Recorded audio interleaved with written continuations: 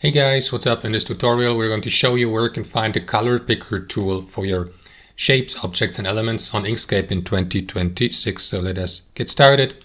So guys, as you can see in the example document here on Inkscape, we have these two rectangles, a green and a red one, and I would like to apply the green color also to that rectangle here. So select it with your left mouse, use the select tool here.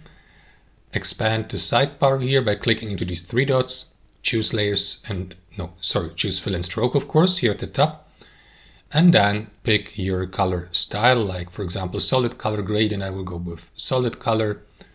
Expand the color wheel here if you're using HSL color mode, and you may pick a color from that list or use the color picker that is listed here at the bottom. Pick colors from image, so click into it and you can now click into the color you would like to copy or apply, which is this one, and you will see the color here with the color code.